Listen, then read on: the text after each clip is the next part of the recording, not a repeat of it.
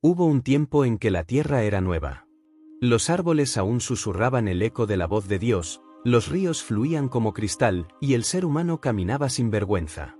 Pero ese paraíso fue fugaz. Lo que comenzó en armonía se convirtió en caos. Génesis capítulo 6 lo dice con palabras que estremecen: vio Jehová que la maldad de los hombres era mucha en la tierra, y que todo designio de los pensamientos del corazón de ellos era de continuo solamente el mal. En otras palabras, la corrupción no era ocasional, era constante. La humanidad, en vez de multiplicar la imagen de Dios, multiplicó el pecado. Lo sagrado fue profanado. Lo bueno fue despreciado. Lo que era santo, fue silenciado.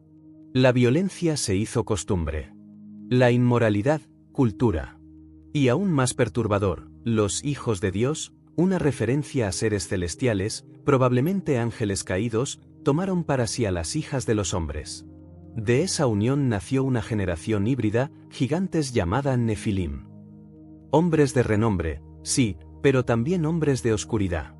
La creación entera se desvió de su propósito original. Y fue entonces que algo que muy pocos comprenden ocurrió: Dios se dolió en su corazón. Sí, el Eterno, el Todopoderoso, el que no necesita nada, sintió pesar. Génesis 6 lo dice: y se arrepintió Jehová de haber hecho al hombre en la tierra, y le dolió en su corazón.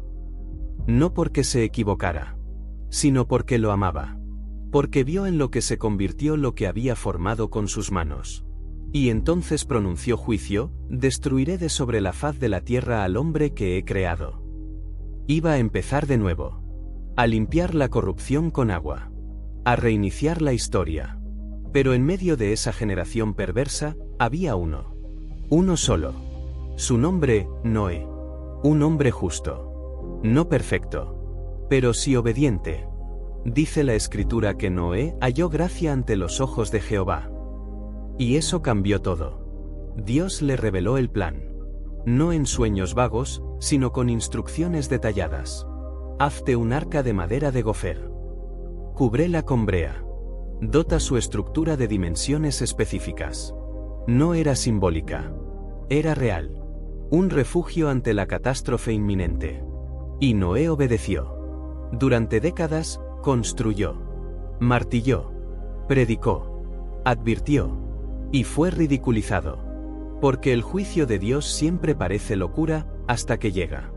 La tierra seguía su curso.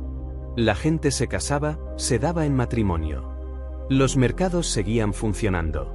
Las fiestas no paraban. La cultura avanzaba. Pero el cielo se oscurecía. Entonces llegó el día. Noé, su esposa, sus hijos y sus nueras entraron en el arca. También entraron animales de cada especie, según lo que Dios ordenó. Pero lo más impactante no fue quien entró, sino quien cerró la puerta. Dice la Biblia: y Jehová cerró la puerta tras él. Fue Dios mismo quien marcó el punto sin retorno. Y en ese instante, todo cambió. Las fuentes del gran abismo fueron rotas. Los cielos se abrieron como nunca antes. No fue solo lluvia, fue juicio. El agua cayó de lo alto y brotó de lo profundo. Los hombres corrieron. Gritaron. Buscaron alturas. Buscaron ídolos. Pero ya no había tiempo. Las montañas se hundieron. Las casas desaparecieron. Los orgullosos que habían ignorado a Noé, ahora golpeaban las paredes del arca. Pero ya no era Noé quien decidía. Dios había cerrado. Y cuando Dios cierra, nadie abre. 40 días y 40 noches llovió sin parar. El sonido del juicio fue inconfundible. Gritos. Tormentas. Silencio. El arca flotaba. Suspendida sobre una tierra muerta. Adentro, oscuridad y fe. Afuera, aguas y juicio. Noé no sabía cuánto tiempo pasaría. No sabía qué encontraría. Solo sabía que Dios lo había dicho. Y eso era suficiente. Días se volvieron semanas. Semanas se volvieron meses. Hasta que un día, la lluvia cesó. Y las aguas comenzaron a descender. La espera no fue corta. Fue larga. Y en medio de esa incertidumbre, Noé soltó un cuervo. Luego una paloma. Y cuando la paloma regresó con una rama de olivo, supo que la tierra estaba comenzando a sanar. Al salir del arca, Noé no construyó un imperio. No plantó viñas aún. No tomó posesión. Construyó un altar. Su primera acción en el nuevo mundo fue adoración. Y Dios respondió. Olió el sacrificio. Y prometió, no volveré a maldecir la tierra por causa del hombre. Y puso una señal en el cielo. El arco iris. No como símbolo moderno distorsionado, sino como testimonio eterno del pacto de gracia. Pero la historia del diluvio no es solo una historia del pasado. Jesús dijo, como en los días de Noé, así será la venida del Hijo del Hombre. La humanidad de hoy vive como entonces. Ciencia sin conciencia.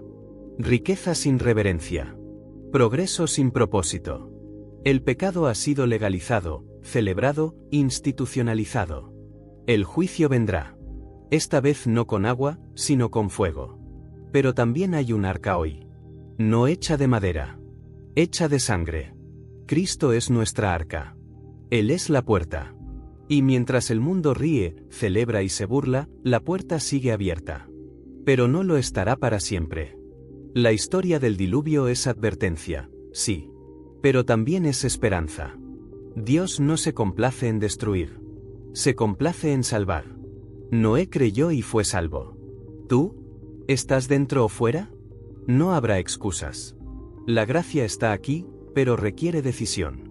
El juicio de Dios es real. Pero su misericordia también. Entra al arca. Mientras aún hay tiempo.